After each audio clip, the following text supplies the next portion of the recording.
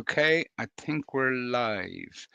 Welcome everybody to the latest episode of the Scholar Gypsies. Delighted to have the co-host of the Scholar Gypsies, John Waters, with me here today.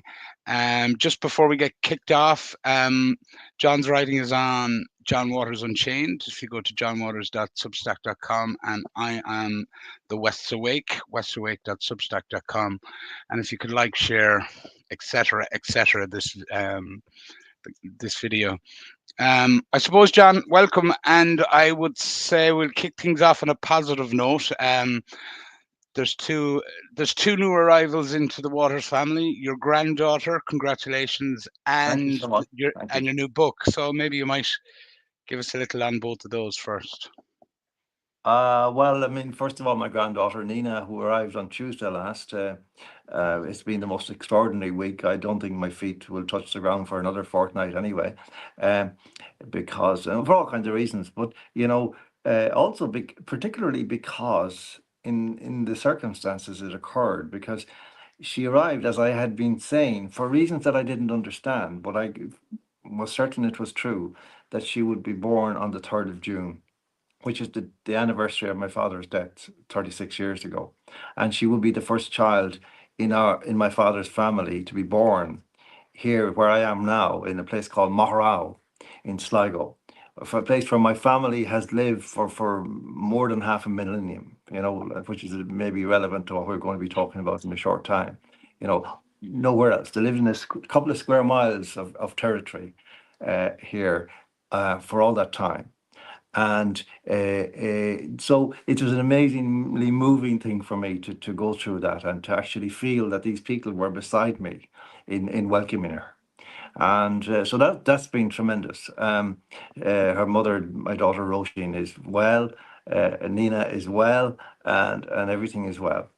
Um, the book is going well, insofar as you can put a book beside a child. I don't think so, in a way, but yeah, in a sense, yes, because the child will go on into the future, and so will the book, I hope, because I want that book to make the future safer for my child, safer than it promises or threatens to be, for my grandchild. I mean, and because in a sense, it occurs to me now that. For the last 5 years, when I was writing the contents of this book, I was acting first and foremost as Nina's granddaddy. And that moves me greatly to say that. And so I want the book, obviously, for her generation, but also for my own generation, the generation surviving. And, it is up to us to take this country back from the people, the blackguards who are destroying it. And I hope I can do a little more in the time that's left to me to ensure that that happens. That's all great news. I know there's been one or two. The book tour could be a little episode in itself. Some of the ups and downs of it that I've Oh heard yeah, secondhand, anyway. yeah, But yeah. we'll We do. had yeah, yeah. We had some former patriots, of a former patriotic party, so called. Were trying to. Well, they did succeed in cancelling one event, but we were able, thanks to and my colleague and friend Cliff the Magician, we were able to replace the venue within a few hours. So they didn't succeed, and they won't succeed. But we had some wonderful outings as well, and one in Galway in particular, in Charlie Byrne's bookshop, which was tremendous. Really very moving to be there in a real bookshop, in one of the greatest bookshops in Ireland, if not the greatest, and to be, speaking to my own people again, freely, without being harassed or molested or threatened. And that was beautiful as well, So they're not, it's not all bad, although a lot of it is bad. Yeah, no, I was writing recently about taking back our hearts and our fires, and I like our taking back our bookshops is probably another Oh, yeah. another element of that. I suppose what we're here today to discuss is kind of Micheál Martin had an exchange with Ben Scallon of Gript last week, and it basically surrounds this idea that Irish people were never a homogenous group. Um, Martin has made quite a number of different comments over the last 3 or 4 years on Irish nationalism, Irish sovereignty, and our outdated kind of views of it. And all of this ties into a documentary that went out on RT1 last night called, From That Small Island, and I watched a bit of it just to get a flavor of it, and I think I picked out a few things in it. But I suppose the question I have is what, Martin is proposing and saying about us as Irish people hate speech? Well, I'm not sure. We've been through the question of what hate speech, how you might define hate, and of course, their attempts at drafting legislation were not up to that task, and they just defined hate as hate or hate as hatred. Which usually doesn't take us very far. So I kind of prefer a concept which is a little bit older in the lexicon of Irish legalisms, and that is incitement to hatred, because we've had a bill in place since 1989, which deals with that particular question. And it's very clear and it's very precise, and it says that if somebody says things that are threatening, abusive, or insulting with the intention to stir up hatred, then that is a crime under the meaning of the 1989 Act. And I think that the things that the man we are unfortunately required to describe to say to describe as Taoiseach, is in that category for certain. Insult. Again, threatening, abusive, insulting. Well, let's start at the end. Insulting. Well, of course, to say. You see, now there's one thing I need to clarify here, and just on before we go on. There was some confusion, and this happens very often when things are leaked out through certain small, outlets in the alternative media, where a misunderstanding was created straight off, which sort of, damaged the thing in a minor way, but nevertheless in a way that needs to be corrected, which was that the allegation was made that Martin had said that the Irish were nothing but mongrels, and that of course comes from a different source entirely. And just on that point, I tracked down one of the sources of that point was the falsehistory.ie, and so it did kind of dilute, it kind of you kill the kind of have to momentum of wonder. You kind of have to wonder about it, Gerry. yeah Because it would be very easy to actually, go and look for it, and also not to actually say anything until you had found the actual video of Martin speaking, and be yeah clear that he had actually used the word mongrel, which he didn't. So let's be clear about that. He didn't. What I think he's most kind of clear and to my mind egregious statement is to say that the Irish were never a homogenous people.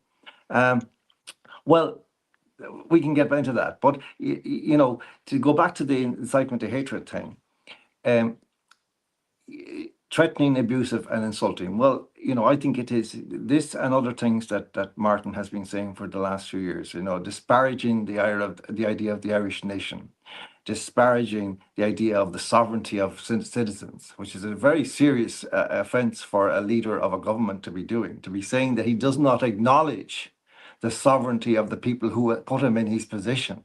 That's a very serious thing. That's tantamount to impeachment. That is deserving of impeachment, in my view. If you do not accept the authority and the sovereignty of the people who elected you, then get out, because you're not fit to govern on their behalf, because it is on their behalf you're governing. You are not governing them. They are governing themselves through you, and you are their representatives. He doesn't understand these concepts.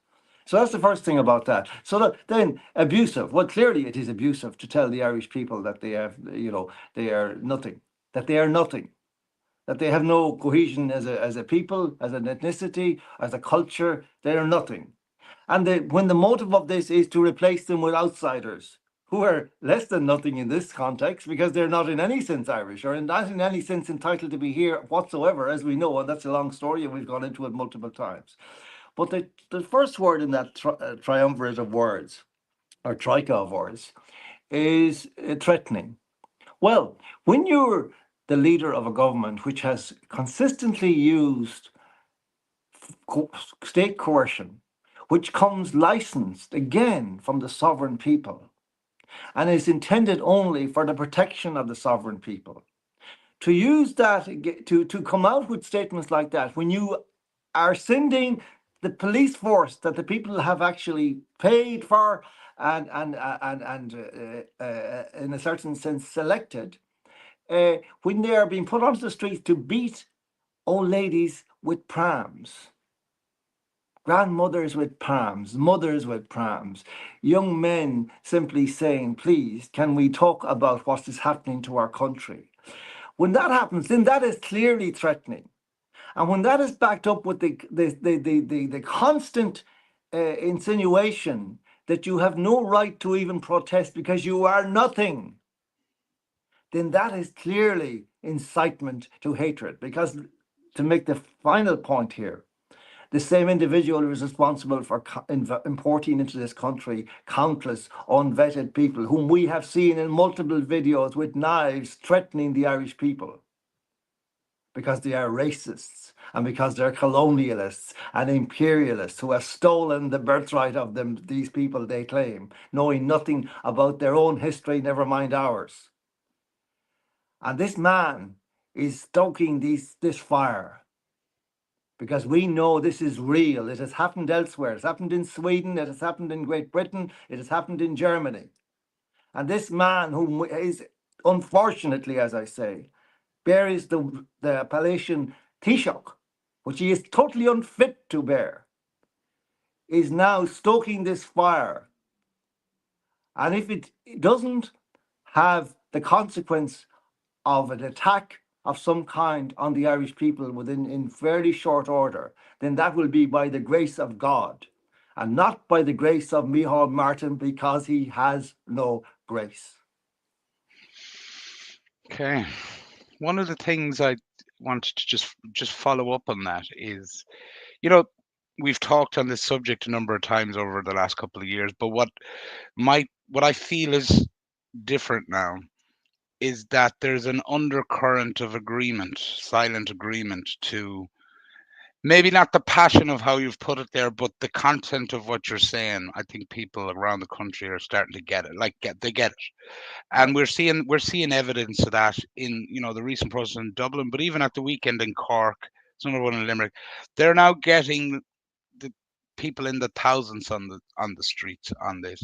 So I think we are kind of at a moment. And one of the things I noticed in that interchange between Scallon and Micheál Martin wasn't actually the words, because it was more the emotion, the fright of Martin when he's asked a question, and it was a fairly simple, question put in a very even manner. Yes. The sensitivity to what is going on here has never been higher on their end, and they know. You can feel it nearly humming off them. So these words that they speak are having less and less resonance and importance with the viewer on the other end. And I think whether that viewer is on RTE or TV3 or whatever mainstream platform.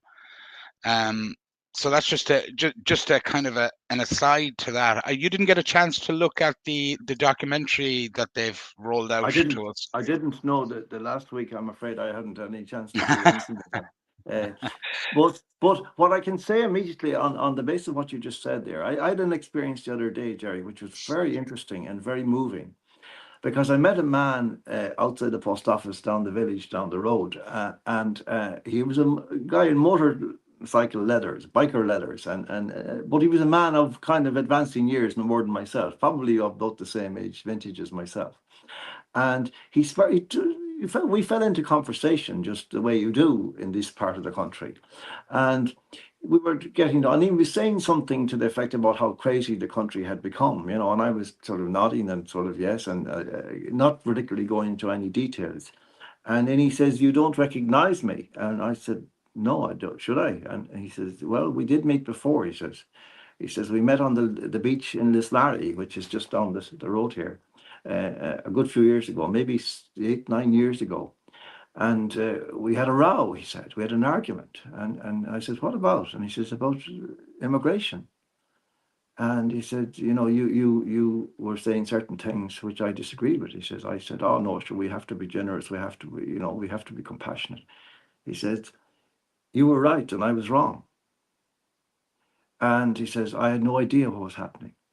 Mm. So I just want to say that to you. Now that to me is it's a small sample, It's a big thing, though. Jerry. It's a big thing, yes. It's very moving to actually, because you see, I have felt this. It's a strange thing, Jerry, and it's hard to explain because people will misunderstand. But um, when people accuse you of things like racism, and this is how it's constructed, it goes deeper than your defenses, no matter how good your defenses are, because it's a poison that will get into your soul anyway, no matter what your armor is like, because at some level, because in particular, in our generation and these generations, we were post 60s Ireland. We were steeped in the concepts of justice and egalitarianism and truth and freedom. And therefore, when somebody of your own age, with a very similar disposition to yourself, accuses you in that way and calls you a name that is given to him by from on high, that wounds and it goes in. So to actually have that conversation was very healing for me, because Hmm. at some point, this is something that is not admitted to, but it's a very real thing that we do feel, that even though we know intellectually and abstractly that these allegations are completely gross and misplaced and have no place in our culture whatsoever, at a certain point, in a certain sense, they do wound. And so that's the first thing I'll say about that. But I also think that the marches are very encouraging, but they're not enough. There needs to be a leadership of those marches, and it's not there. I don't mean that there aren't organisers who can put a march together and get people onto the streets. That's a different thing. But there needs to be people who then will speak to the people and tell them what is important about this. And that's not happening. I don't hear it anyway.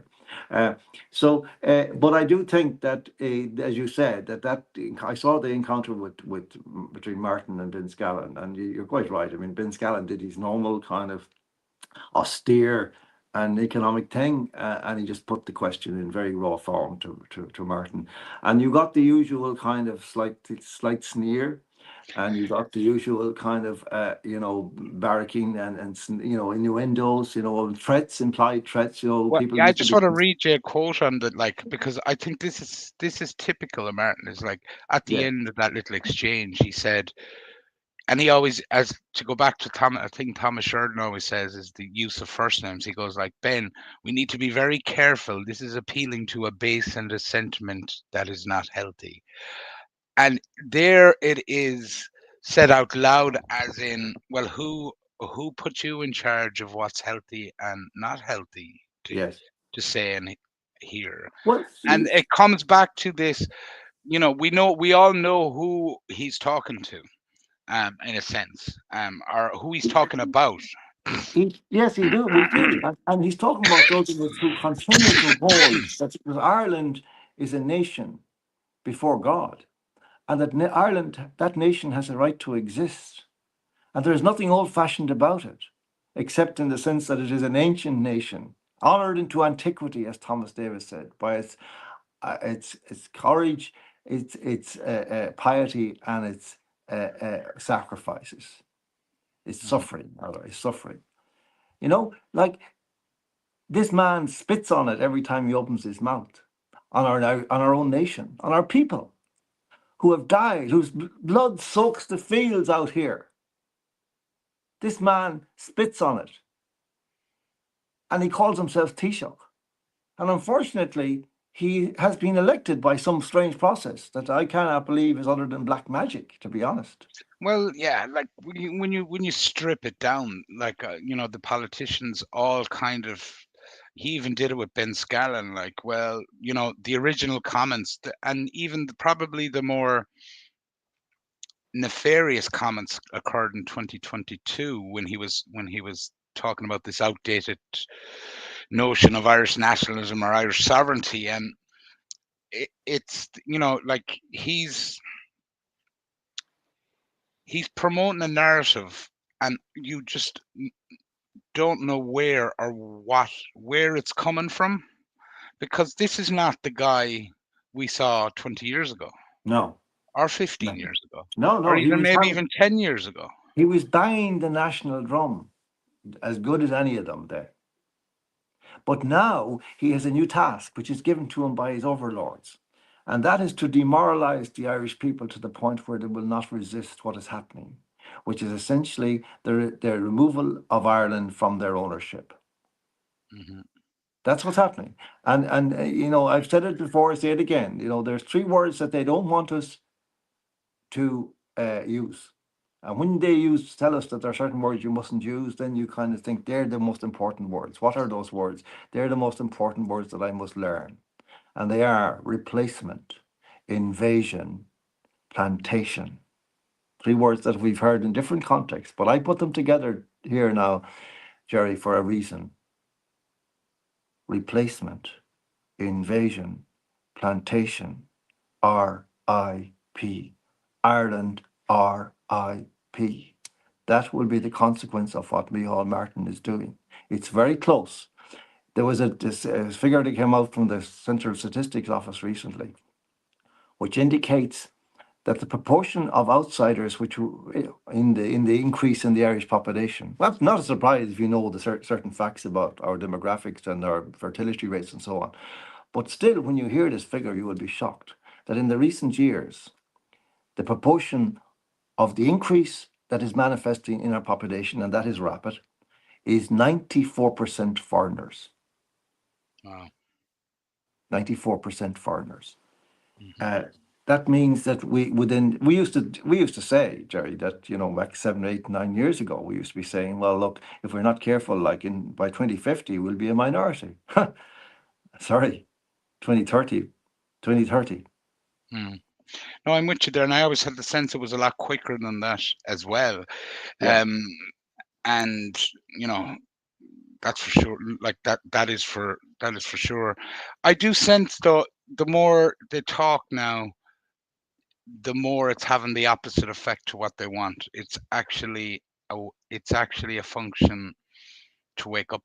Their own words are a function to wake people. I hate that word, Yeah. but like wake people up in a way like that referendum last year in March, where those two changes they proposed to the constitution, where the country rejected them like wholesale at nearly 70%. I think we're at that point now. Is if we had a referendum on all of this, we'd probably get north of a 70% no vote. I would agree. On I think so. I think that's very, very probable. Uh, but again, against that, though, Gerry, you still have to be mindful of all this propaganda being pumped out by the state and its minions and its agencies and its institutions, with using taxpayers' money in principle, at least. And you mentioned the documentary that is, or series of documentaries that are coming out now for sure. You have watched it. I haven't seen it yet, or the first episode of it at least. And it seems to me that this is likely to be another an attempt to browbeat the Irish people into believing that they really are not of any significance in the world, that they have no right to consider themselves to be, a nation or a people, or indeed a people with a history, or a people with a culture that is worthwhile, which is the direct opposite of the truth in every respect. I just want to make this very clear. On the question of our so-called homogenization, well, or lack thereof.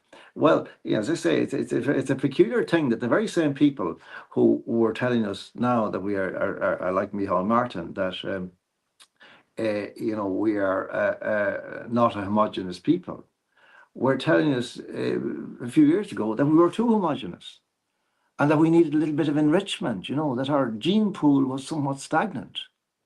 Now they go to the opposite side of the road and start hollering the other argument because that one didn't work. And they're now telling us that we're the most. Well, actually, the funny thing is that the research that is available, and there's a man, an excellent man, who works in a place in Dublin in the Royal College of Surgeons called Gianpiero Cavalieri, who says that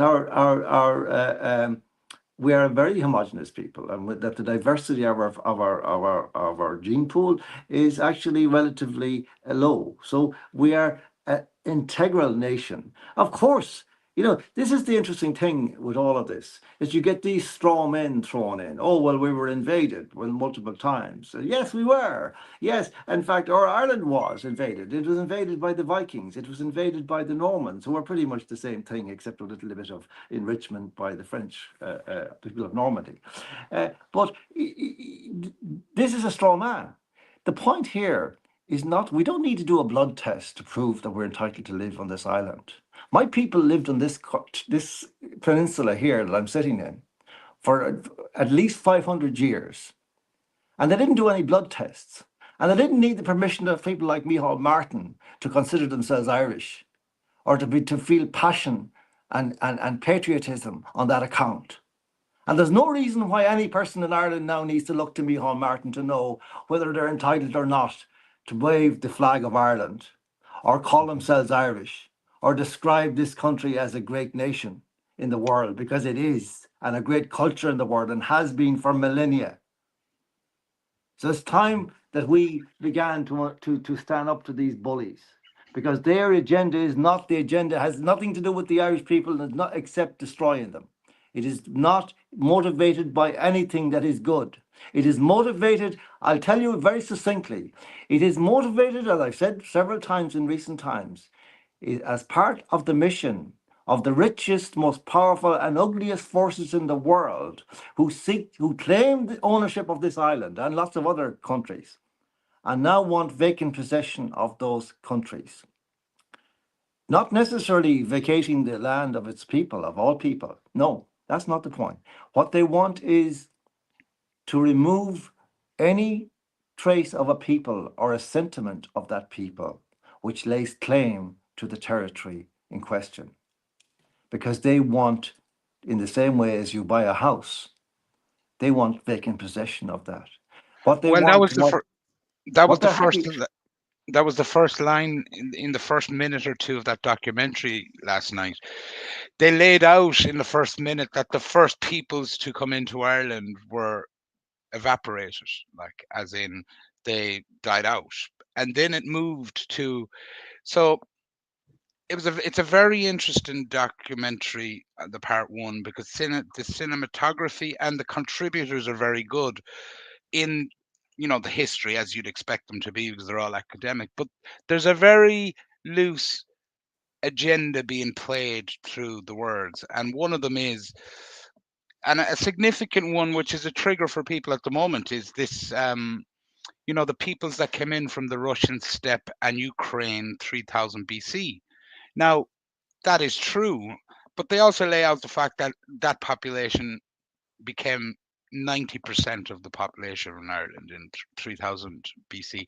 Now, it's all done in two sentences, but the common thread is, if we take about how this, what's the purpose of this today? Well, they're the little pieces that need to be picked out by people, because it's laying a little narrative as to what they're doing today. Well, yes, Jerry, this is interesting.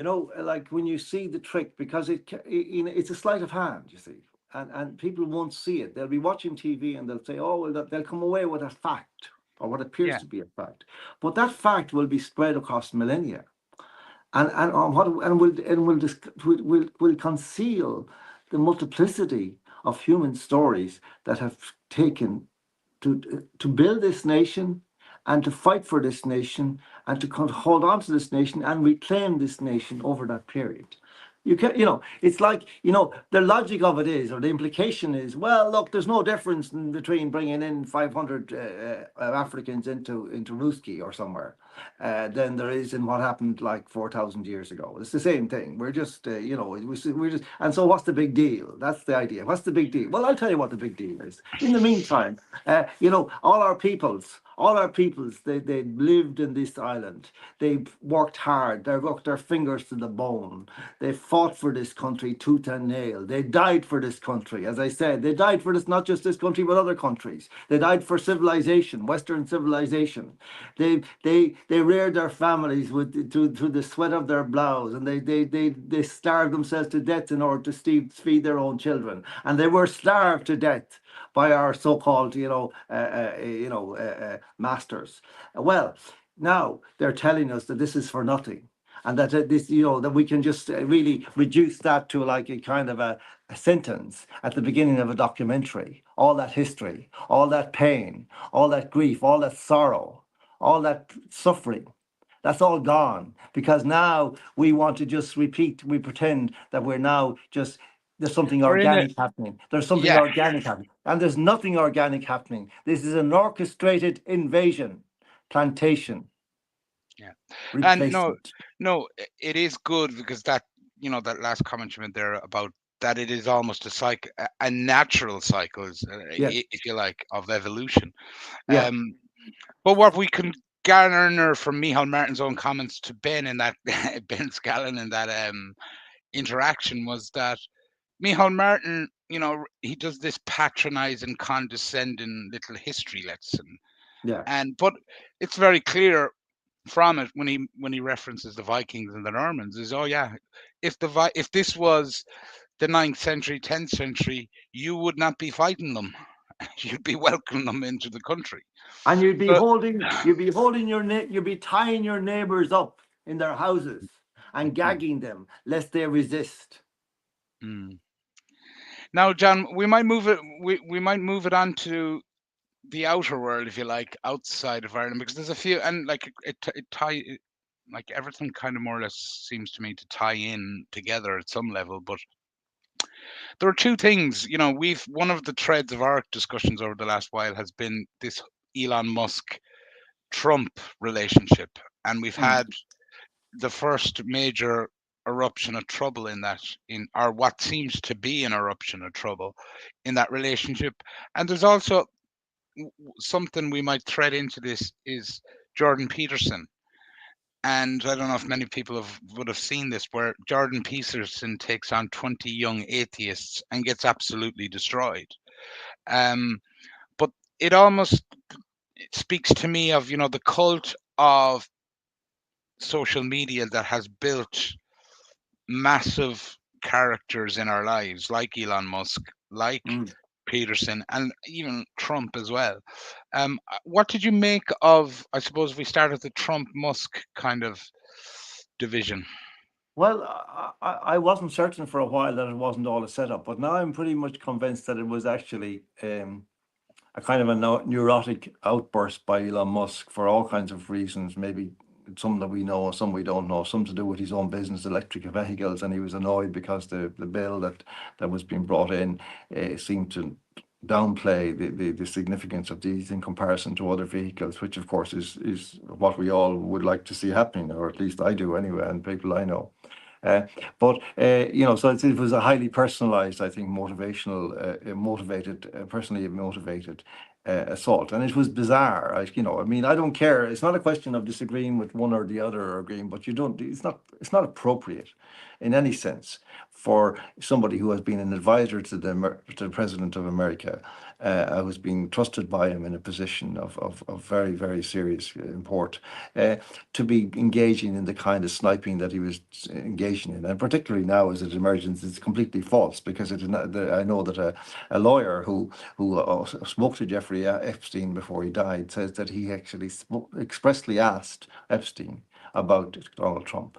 And Epstein said there was absolutely nothing whatsoever. There is nothing. So I don't think, I just to chime in on that one, just on the Trump thing, I would find it hard to believe if Trump was in those files in a really, really nefarious way that the media we'd have known about it yeah, at some point over the last 5 or 6 years. Like they yeah, it wouldn't would have have been been able leaked. to resist. releasing Yes. that stuff. Of course not. Of course it would. And I mean, well, like he was on the plane a few times or something, and he was seen photographed or filmed with Epstein, and that was when Epstein was nobody knew anything much about this or at all. Trump, the idea of Trump is a very influential and powerful man in New York. People wanted to be with him, be seen with him, and so on. That's just the way it is. Like, get real. Uh, but yeah, I think it's I saw that Musk's father came out yesterday and then basically told him to cop on and stop this nonsense, I completely agree with that because I think that's what it is. But I don't think that there's any going back. I don't think that President Trump is going to go back into that relationship. It's too dangerous. It's kind of like a romantic relationship in a certain sense that has gone sour in a very nasty way, and like you're never going to want to go back. It's too scary. And there's the consequences of a second episode would be too dramatic for Trump to take that risk. So I think that's the end of his relationship with Elon Musk in that sense. Maybe they can be friends. I don't know if he understands. I mean, Trump is a pretty forgiving kind of guy, actually, in lots of ways. So I think that's something that we won't be hearing a great deal more about. But your point about what you're implying that there's a particular kind of connection between Peterson and Musk, and I think there is. I think you're dead right, and it's very interesting that in a sense now we're dealing with something that is an emergence, an eruption of the new media. The alternative media, the alt media, the online media mainly, YouTube, Twitter, and all that. And it's very, very interesting now that while the mainstream media becomes more sterile and mendacious and just kind of and normalizing, that's their main function now, is normalizing the absolutely abnormal, and that therefore that's their preoccupation. They've ceased doing journalism and they've ceased allowing personalities to be part of their mix, because their personalities are too dangerous. They say things that they blurt out things, which they don't want to, they're not permitted. So what's very interesting now, that life as we know it, insofar as it's appearing on media, is appearing on the alternative media. And the figures that are emerging, the more colourful ones, and in some respects the more neurotic ones, but that's all part of the theatre, they're in the alt media. And that's, I think, where that Peterson and Elon Musk both, they have, because they're similar kinds of personalities in some respects. Very brilliant men, both of them, but also very fragile men, and that they let it all hang out very often when they're in the public eye. And that's not something we're used to, because politics in particular, I mean, we used to see it with artists a little bit, but not so much with politics and that. Politics was very staid and grey. And so was media. I remember, like, when we were kids, the newspaper was there was no photographs virtually. It was all kind of type and, serious headlines and very clipped kind of phraseology and so on. But I watched a little bit of clips of Peterson in the debate, and I have to say, I think he was very mistaken in getting involved in that at all. It seems to be ego driven on his part. He thought he could take on these guys, all comers, like, so the idea was he would sit in the room and they would all sit all around, and then one by one he would invite each of them in, and they would talk for whatever number of minutes until he decided it was over. And I saw several exchanges and I was amazed by it, because I couldn't see the point in it from any point of view, from Peterson's point of view, from the idea of God's point of view, from religion's point of view. It didn't seem to be doing anything.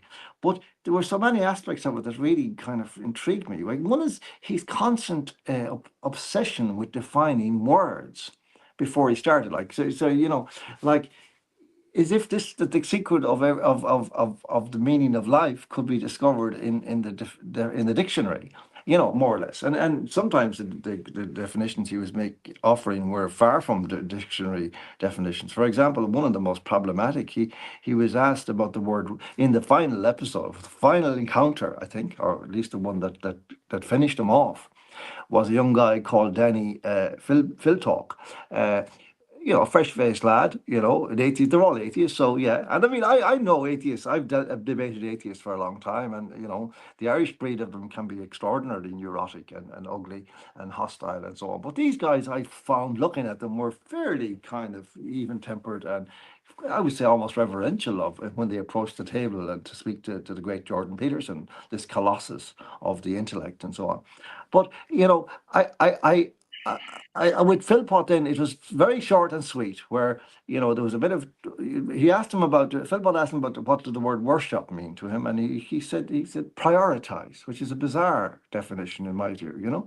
I don't know where it comes from. Well, that we, like if you picked 100 people in a room and asked them to define worship, they mightn't get it exact, or I mightn't get it exact, but you'd never pick the word prioritize as and No, one no. and one of the things with I think that is a bigger that I think that podcast is going to be a massive problem for Jordan Peterson going forward, I agree. because I agree.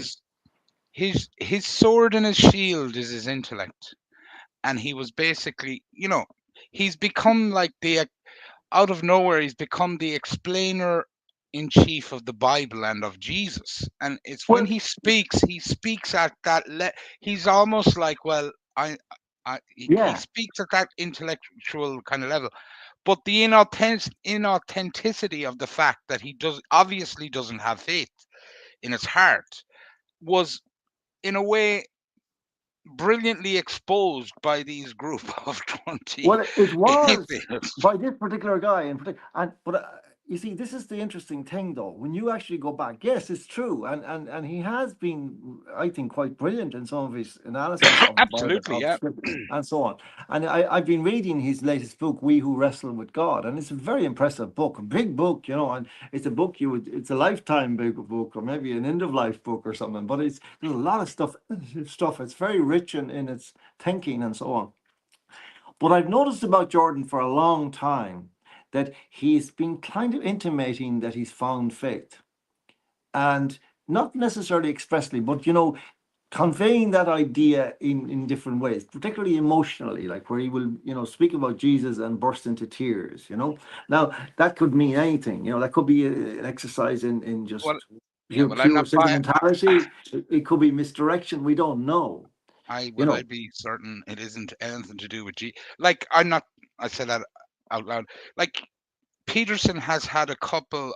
He has a couple of kind of stamps from the beginning, and one of them is this underlying anger that triggers at the weirdest kind of moments, and you see it a lot when you see it a lot more recently. Now, just in recent times, he's become more comfortable having tears come out and Yeah. almost celebrate it. But I never get the sense what he's crying about is the actual thing he's talking about.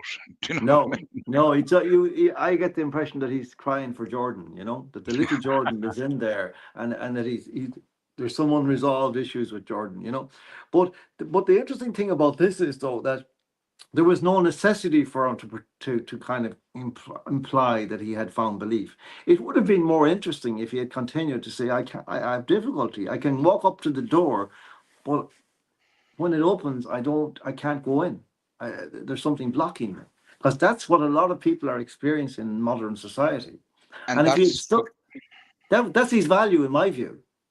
Oh, absolutely. Like, if he had the element of his personal journey to go along with the massive intellectualism that he possesses, and it would make him, like, from my point of view, make a much more believable and powerful character. Whereas now I'm kind of Yeah, like, in my mind, there's always been a question mark over Jordan Peterson, and I yeah. say that Well, as somebody who has recognizes that a lot of the early kind of contrarian arguments that we needed to be made in Western society, he was one of the people trying to make them. he was. He was, and successfully and very eloquently. And he gave us some great laughs and some great cheers Yeah. down the way as he leveled various opponents. But here he was leveled. And it's interesting to look at why. Because really, it was clear implicitly in the final exchange with Phil Talk that he was still trying to fudge the idea that he had found belief. I'm afraid Mm. that's true. Because Yeah. he just denied, he prevaricated, he didn't say yes or no. And Phil Talk was asking him, are you a Christian? And he was talking to him about the Blessed Virgin. He walked him into it with this particular thing of, did he worship the Blessed Virgin, and so on. And instead of actually answering cleanly, or simply saying, well, yes or no, or look, I have a huge difficulty, as have many people in our societies now, whereby there has been this constructed implausibility of faith, of God. And I is something grappling with. That's what I mean, wrestling with God. Of course, that's where it comes from. Now, but you see, the line that Phil Talk delivered was much more powerful than it has come across, I think, because we remember the first part of it. People talk about this because that was like the punch. That wasn't the punch, actually. What happened was, when the thing started to fray around the edges, uh, you know, Peterson says to him, "Man, you're something," and Phil Talk says, "Yeah, but you're nothing." But then, he said immediately, "You're not a Christian." That was the punch, you know. Mm. And then Peterson says, I'm out of here. I'm gone. You're gone." And that Well, was the wrong thing to do as well. That was wrong as ah, well. He said yeah, that was his chance to go back in and say, "No, y- I'm not. I'm not yet. I'm not yet. yeah. But I would love to be. I want to be." But there's something in my head that's blocking it. I'm an academic, I'm an intellectual. Yes, it's blocking me. I want to discover the way that in our societies we might find our way back to transcendent belief. I haven't been able to do it yet, but I'm still hopeful that I can help this age to get that right. yeah, no. Y- One of the things I took from it is that in a weird way they almost mockingly took away his shield and his sword, his intellect. That they didn't. That isn't where they tried to kind of have the battle. And I suppose the shock is when that kind of was taken away from him. Like even in that exchange at the end there, when the kid goes, you're nothing, you're not a Christian.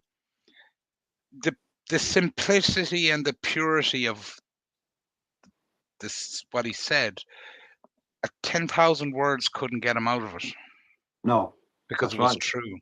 Because it was Pro- true. And he had found he'd broken through his defenses. And you see, that's the thing that we realize about Jordan is that, mainly his exchanges in public are with friendly forces, you know, and where and and forces who want to challenge him on the intellectual level yeah, and where he's most comfortable, so that there's maybe there's a too much of a respect for that ability in the spheres he's operating in. But I think one of the things why social media is kind of interesting at the moment with the Musks, the Petersons, even the Joe Rogans and all the rest of them, Jimmy Carr or Jimmy uh, Dore, is it? Jimmy Dore, yeah, Is yeah, Jimmy Dore, yeah, he's great, yeah. they're starting to have arguments amongst themselves and criticisms of Trump that Mm. you'd have expected the mainstream media, a functioning one, to do. So Well, like we that's all, right. so Yeah, like they are holding solid in the second wave, we'll say post-Trump election, in that they're not like putting Trump on a pedestal who can't be criticized in the manner we'd have come to expect it no, about Obama or Joe Biden. that's a very interesting point, Jerry, because actually what it highlights, I think, is that whereas the mainstream media continue with the Trump derangement syndrome, which is, now getting very tired, and people in general are beginning to turn off from it because it doesn't actually make sense. Because they're watching Trump, and they have ambiguous feelings about him now, maybe. Uh, but what's that the alternative media are now doing the job that mainstream media should be doing, which is going after Trump on the particularities of his policies, and whether it's in relation to Ukraine or Gaza or whatever it might be. and actually interrogate him. And Jimmy Dore and people like do that. Now, Jimmy Dore is a very interesting character because he started off being a leftist who woke up to Trump very early on and became interested in Trump and has been, not that he's cheerleading for Trump, he isn't. He's very, very rigorous in his approach, but he's a comedian and he's, but grants Trump the authority which he gleans from the support he has from the people. Well, you see, I think characters like that, and I put Matt Taibbi and a few of the alternative big hitters in the States, is they couldn't. What Trump exposed to them first was the lie of the establishment. What the establishment would do to get rid of Trump, and Yeah. it would manufacture lies at a rate we wouldn't have thought possible. Yes. And what most in the media had done was they went along with the concept of, well, this is for the greater good. Well, actually, no, it isn't. And Yes. that, so in a sense, you can trust people like that on the other side of the coin to start asking, pointing the finger at the person that they kind of defended for 2 or 3 years as well. Yes. Yes. I think so. I think so. Like you see that the antagonism towards Trump was not necessarily based on anything real when it started. The bits and pieces of his personality and his the Billy Best exchange and all that about women and so on. But substantively there was no argument about his policies because as in his first term the economy improved enormously and there were no wars and there were some little skirmishes of course and things happened behind his back that he didn't seem to be aware of and so on, but in general he was seen to be well intentioned. He was pretty competent, and had it not been for the COVID scam he would probably have been regarded as one of the best presidents, at least objectively by history, I mean, not by the media, as one of the best American presidents for a very long time. And now he is that, I think. Uh, but the Musk episode, I don't think it'll damage Trump. Actually, I think it's just that Musk No. is a loose cannon. Really, it's clear. Well, I have questions about it because it seems to me to attain the level of wealth and power and control over huge industries that he has. I don't know if it's possible to do that and have a personality that's a little bit kind of wonky. I don't know. Maybe it is, and maybe this is something new that we haven't understood before. But generally speaking, those guys are pretty staid, pretty quiet, pretty careful, pretty economic in their speech, and so on. And they kind of, and some of them are badass guys as well. Like they're not so. But Trump, I think about my feelings about Musk have always been that he's an extraordinarily charismatic guy. He seems to have a very high intelligence, and but that he is a little bit flaky. And I'm not saying that it's necessarily criticism; it's just description of him. I'm a bit flaky myself, so like.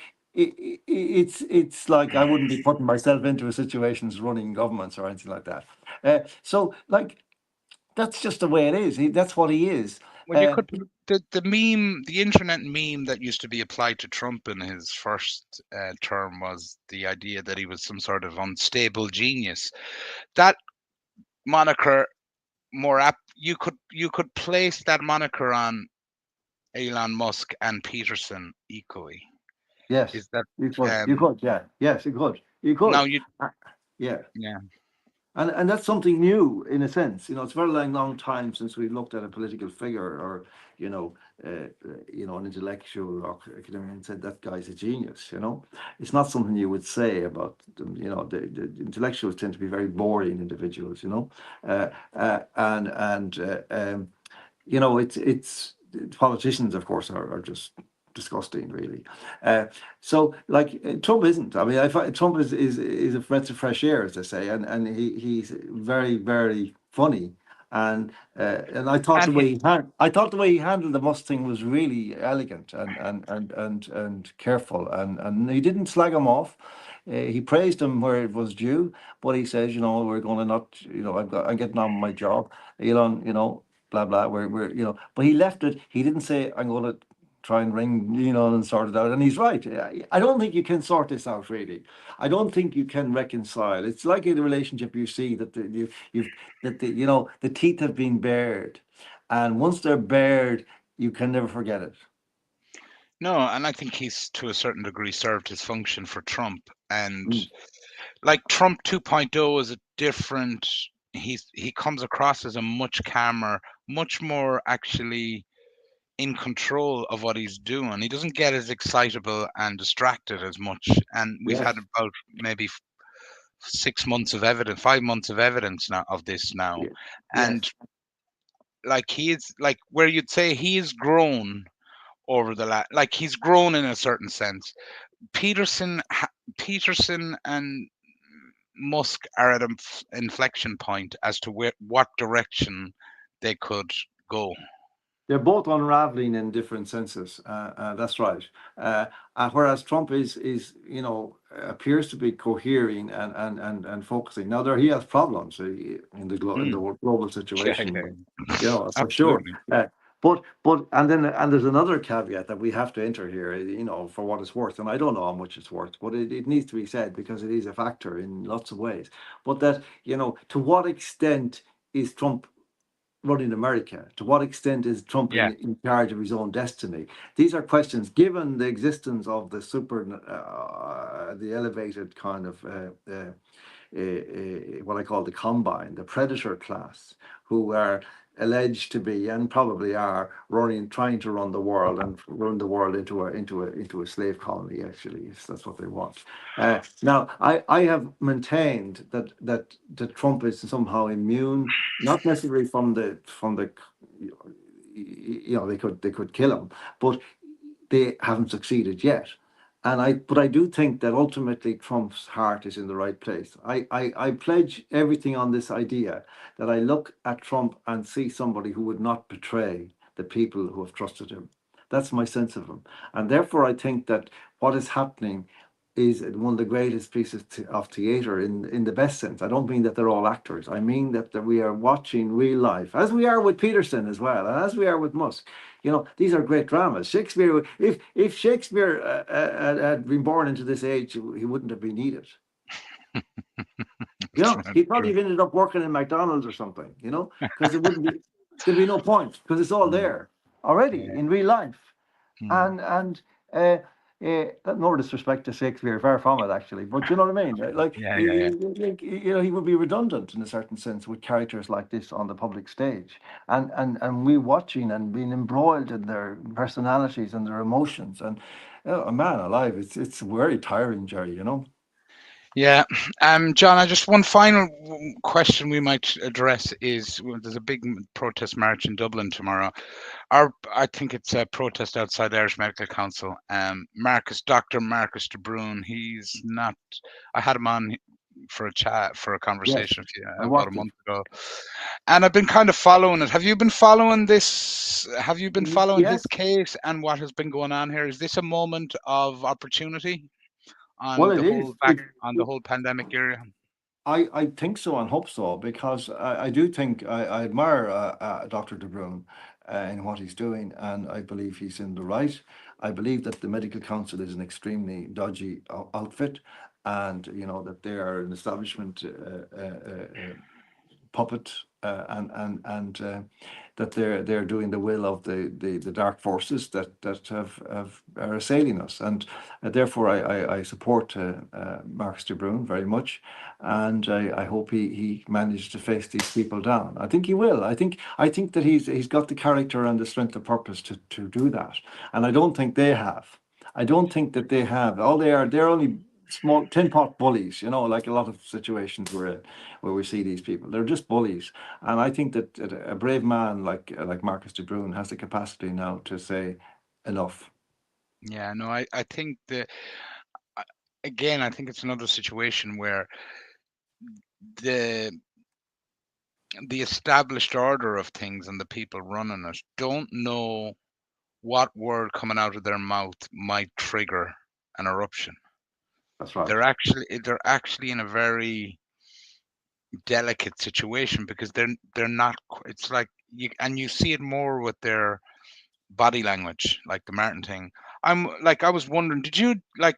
I was shocked that the Irish Medical Council had sent him more or less a keep quiet deal um, on his, they're, for those unaware, the Irish Medical Well, Council proposing to take away Marcus Brun's license to practice, yes. and in the middle, now post my interview with him, he was offered a deal, and the deal was basically to keep his, seems to me, to keep his mouth shut on vaccines, keep his mouth shut What? on the pandemic, really, and everybody goes back to their day job.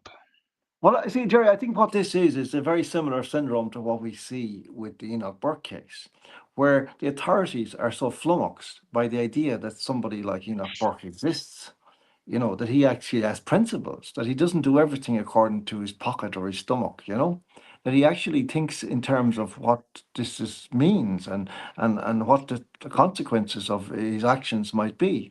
And I think the same is true of Marcus de Bruyne and the Medical Council. They don't have any concept because they see they've been dealing for the last 5 years with a vast majority of craven doctors, etc., who have just will cave at the first opportunity and or at the first arrival of the first check.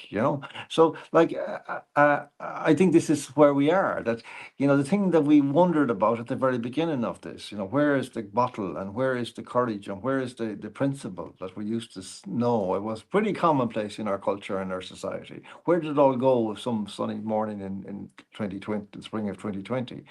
Well, now it's back. It's back in the form of Marcus de Bruyne. It's back in the form of Enoch Burke. That's something these guys didn't reckon on.